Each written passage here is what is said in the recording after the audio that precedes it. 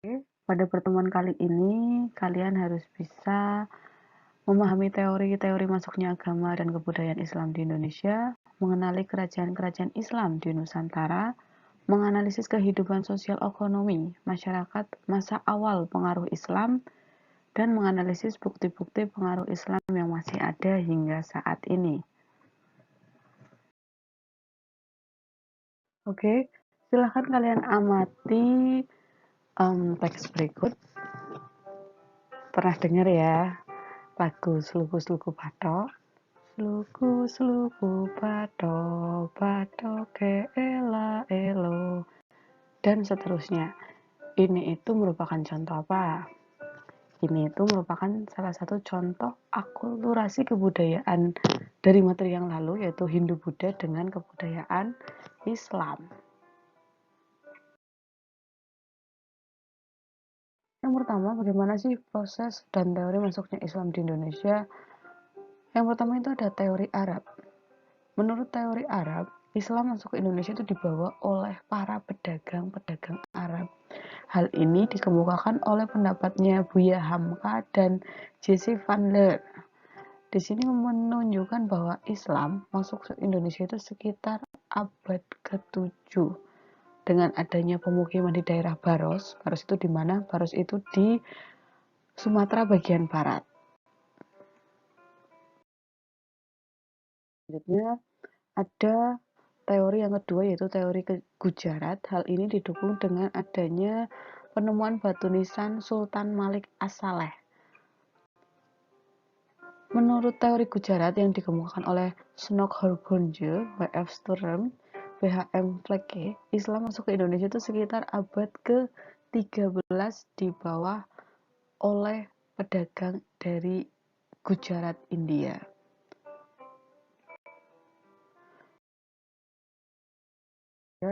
Ada teori Persia. Hal ini dikemukakan oleh Hossein Jayadiningrat. Jadi, menurut beliau, Islam masuk ke Indonesia itu abad ke-13 dibawa oleh orang Persia. Hal ini dibuktikan dengan adanya upacara tabot. Upacara tabot itu seperti apa sih? Seperti gambar di samping, yaitu upacara untuk memperingati meninggalnya Imam Husain bin Ali. Beliau itu siapa? Beliau adalah cucu dari Nabi Muhammad SAW. Teori masuknya Islam yang keempat yaitu teori Benggala. Teori ini menyebutkan bahwa para pedagang Islam masuk ke Indonesia itu dibawa oleh pedagang-pedagang dari Benggala, di mana mereka menetap, menikah, dan kemudian sambil menyebarkan agama Islam di Indonesia. Hal ini juga dibuktikan dengan adanya aliran tasawuf. Aliran tasawuf itu apa? Jadi seperti perpaduan antara kebudayaan asli Indonesia dengan kebudayaan Islam yang dibawa ke Indonesia, itu aliran tasawuf. Nah, mari kita lihat di sini itu ada peta pelayaran jalur perdagangan. Kalau dilihat rumit sekali ya. Jadi itu jalur perdagangan Indonesia, letaknya itu posisinya sangat strategis karena digunakan sebagai jalur perdagangan dari India kemudian ke Cina atau jalur sebaliknya. Dan di sini Indonesia di sini sangat strategis, mereka para pedagang dari India ke Cina istirahat di Indonesia ataupun sebaliknya, pedagang dari Cina saat akan ke India, Eropa, mereka beristirahat di Indonesia.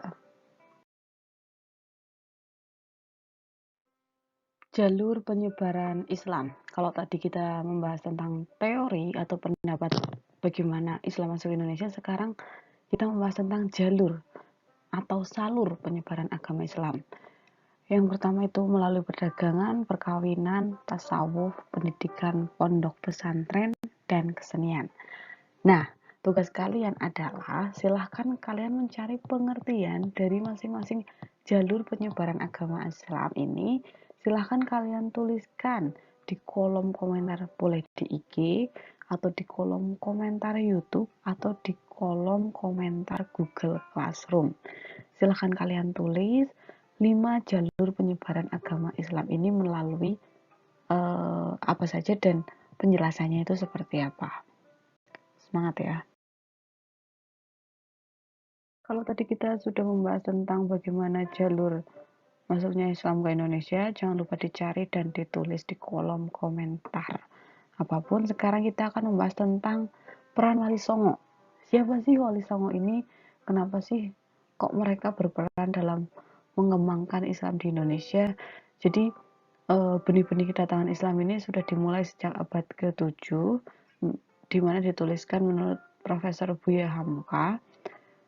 Nah, di sini ada bukan seorang ya, tapi 9 orang yang memiliki peran penting dalam menyebarkan agama Islam di Indonesia yang dikenal dengan Wali Songo atau Wali 9. Siapa sajakah mereka? Ada Sunan Ampel, Sunan Gresik, Sunan Bonang, Sunan Giri, Sunan Kalijaga, Sunan Kudus, Sunan Muria, Sunan Derajat, dan Sunan Gunung Jati. Selain ada wali-wali tersebut, juga masih banyak ulama yang saling terkait untuk melakukan dakwah penyebaran agama Islam di Indonesia. Mari itu yang pertama ada Maulana Malik Ibrahim. Ini merupakan tokoh yang berasal dari Arab. Dia menciptakan karya dakwah di daerah Gresik. Gresik tahu ya, di Jawa Timur. Beliau juga dikenal dengan guru dari Sunan Ampel, di mana Sunan Ampel ini nantinya juga akan menjadi wali.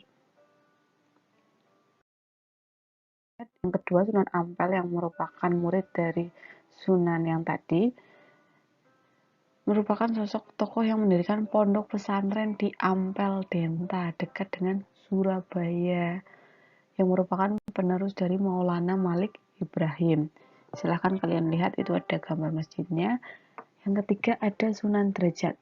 Sunan Derajat ini beliau lebih mengupayakan peningkatan kesejahteraan pada fakir miskin, yang mulai ada sistem zakat, infak, sodakoh atau sedekah, dan menganjurkan pada santrinya bahwa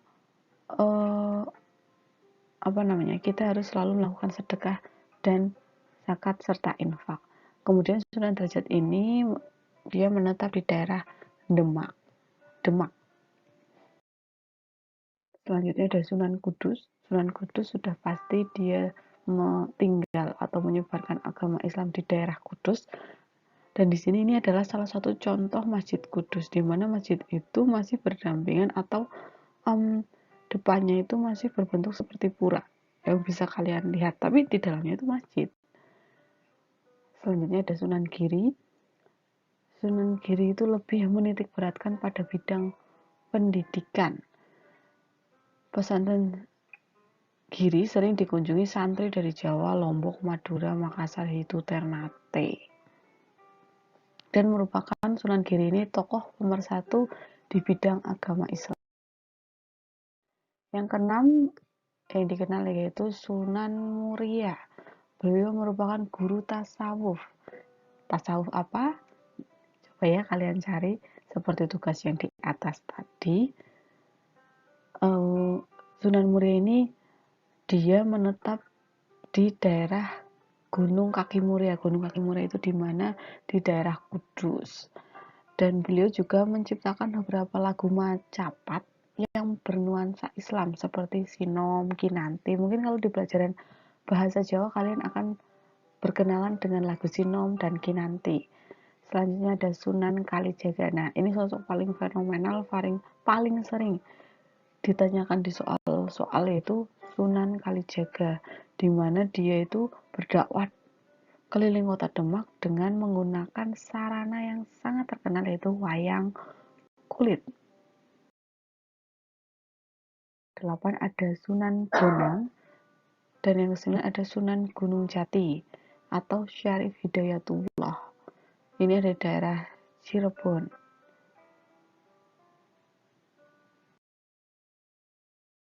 Ada kerajaan-kerajaan Islam di Indonesia. Pada gambar ini tuh bukan bentuk kerajaan aslinya ya. Ini merupakan salah satu peninggalannya. Biasanya dalam bentuk masjid atau bangunan Hindu Buddha yang bercorak keislaman. Nah, Di sini ada Kerajaan Aceh, Kerajaan Banten, Cirebon, Demak, Kuatau, Indragiri, Jambi, Kampar, Mataram Islam, Pajang, Samudra Pasai, Kerajaan Siak, Sumatera Barat, Sumatera Selatan, dan Kerajaan Ternate dan Tidore. Lalu kapan kita akan membahas satu persatu? Minggu depan.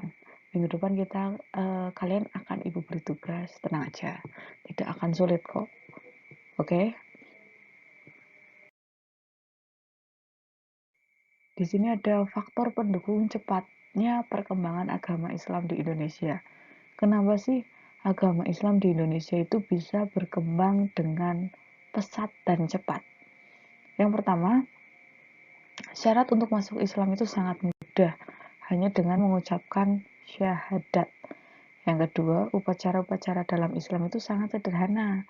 Dan yang ketiga, agama Islam yang menyebar ke Indonesia disesuaikan dengan tradisi Indonesia. Dalam hal ini, contohnya itu dalam bidang tasawuf. Dan yang keempat, agama Islam tidak mengenal sistem kasta. Jadi dengan masuknya agama Islam, sistem kasta itu mulai hilang. Dan yang kelima, penyebaran agama Islam dilakukan secara damai. Damai ya, tidak ada peperangan. Yang keenam, memakai strategi melalui perdagangan dan perkawinan. Tadi sudah dibahas ya, yang untuk tugas kalian minggu ini yaitu adanya perdagangan dan perkawinan. Yang ketujuh, melalui kesenian. Kedelapan, pendidikan yang terkait dengan ajaran Islam. Dan yang terakhir, melalui tasawuf. Selanjutnya, kita akan membahas tentang bukti pengaruh Islam yang masih ada hingga saat ini. Jadi, untuk membuktikan bahwa Islam Islam masih bertahan sampai sekarang. Islam mulai masuk Indonesia itu ada bukti-buktinya. Yang pertama, dengan adanya aksara. Awalnya sebelum adanya Islam, kita tidak mungkin mengenal yang namanya huruf Arab atau huruf hijaiyah. Kita hanya kemarin yang dibahas minggu lalu saat Hindu-Buddha itu kita mengenal huruf Palawa dengan bahasa Sanskerta. Namun setelah Islam masuk ke Indonesia, kita mulai mengenal yang namanya aksara atau aksara di sini itu huruf hijaiyah atau huruf Arab. Yang kedua, dalam bidang sosial, saat kemarin Hindu-Buddha, kita mengenal adanya penggolongan masyarakat yang disebut dengan kasta, tetapi setelah Islam masuk ke Indonesia, sistem kasta ini mulai hilang. Karena dalam Islam kan semua manusia itu sederajat di hadapan Allah Subhanahu wa taala. Sehingga sistem kasta itu mulai hilang dengan masuknya Islam ke Indonesia. Yang ketiga itu ada bidang pemerintahan, di mana di sini itu raja diganti dengan nama sultan. Nama raja menggunakan budaya Jawa. Bukti yang selanjutnya yaitu dalam bidang seni bangunan. Contohnya itu dengan adanya makam raja yang di bukit, terus bangunan atau kijing dan masjid. Terutama yang paling mencolok dengan masuknya Islam itu dengan adanya bangunan berupa masjid. Sebelum adanya Islam tidak mungkin dong ada bangunan berbentuk masjid. Adanya itu paling berupa candi dan untuk beribadah agama Hindu. Tapi setelah masuknya Islam ke Indonesia, kita mulai mengenal seni bangunan berupa masjid. Dalam bidang yang kelima itu ada bidang seni rupa. Di sini kita mengenal seni menggunakan huruf Arab atau huruf hijaiyah yang dikenal dengan seni kaligrafi. Lalu dalam bidang kesusastraan, kalau kemarin pada masa Hindu-Buddha ada kitab Ramayana, Mahabharata, tapi saat adanya Islam, kita mengenal bidang kesusastraan berupa babat tanah Jawa, ada suluk centini, kayak tadi suku-suku Batak itu termasuk salah satu jenis suluk. Suluk itu nyanyian-nyanyian nyanyian-nyanyian Islam yang merupakan budaya masa lampau. Jadi perpaduan atau akulturasi antara Hindu-Buddha dengan Islam itu tembang suluk. Kemudian yang ketujuh, ada bidang seni pertunjukan. Jelas ya, ini ada wayang yang tadi dibawakan oleh wali siapa? Wali Songo, yaitu Sunan Kalijaga.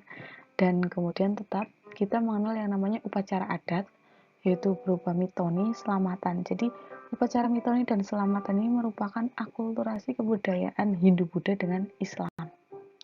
Dan yang kesembilan, yang jelas ada bidang kalender. Yang kita masih pernah dengar istilah Muharram, Safar, Rabiul Awal, Rabiul Akhir, Jumadil Awal, Jumadil Akhir. Itu merupakan nama-nama dalam kalender Islam. Materinya itu ya seperti itu. Masuknya kerajaan Islam itu sudah selesai kita bahas, berarti kita sudah mempelajari bab 1, 2, 3, dan 4. Ya. Jangan lupa belajar, jangan lupa istirahat, jangan lupa jaga kesehatan. Minggu depan kita ngapain? Kita akan membahas tentang kerajaan-kerajaan Islam di Indonesia.